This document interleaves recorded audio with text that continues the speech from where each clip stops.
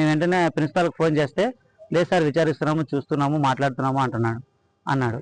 అంటే ఏంటి ఇది, ఎంతవరకు ఇది సిచ్యువేషన్ వెళ్ళిందో ఒకసారి మీరు అర్థం చేసుకోండి.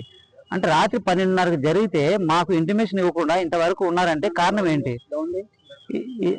దాని మీద కొన్ని లెటర్స్ కూడా ఉన్నాయి.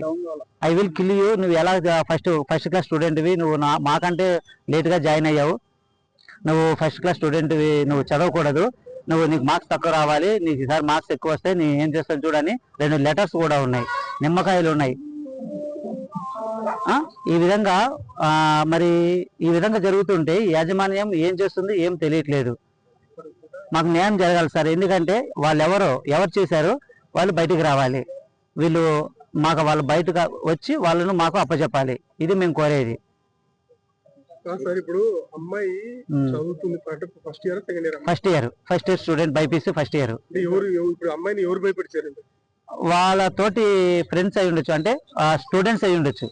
లెటర్లు వాళ్ళు రాశారండి. లెటర్లో ఏమని రాశారంటే, పాప ఫస్ట్ వచ్చింది, అంటే లేటుగా జాయిన్ అయింది పాప ఫస్ట్ వచ్చింది, ఈసారి ఇలానే నువ్వు ఫస్ట్ వస్తే మాత్రము ఖచ్చితంగా నిన్ను ఐ విల్ కిల్ యూ అని చెప్పేసి ఒక ఫోటో పెట్టి, పాపది చిన్నప్పుడు ఫోటో వాళ్ళు పెట్టుకుంటే ఆ ఫోటో పెట్టేసి దానిపైన ఐ విల్ కిల్ యూ అని రాసినారు. రెండు కట్ చేసిన తర్వాత ఉదయం మా 10th వరకు ఫోన్ అయితే రాలేదు.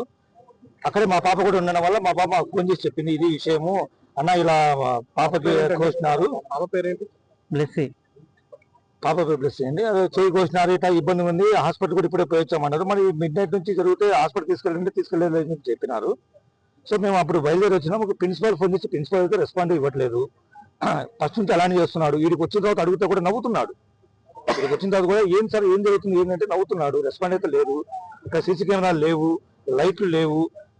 పైగా ఎవరైతే కంప్లైంట్ ఇవ్వడానికి వచ్చినారో మీరే చేశారేమో అన్నట్టు మాట్లాడుతున్నారు. మా మీదే అంటున్నాడు. మళ్ళీ మీరే చేశారేమో, మీరే పేరెంట్స్ మీరు వాళ్ళ స్కూల్ బాగున్నట్టు మీరు కావాలని చేసుకున్నారేమో, మీరే కోసుకున్నారేమో అంటున్నాడు.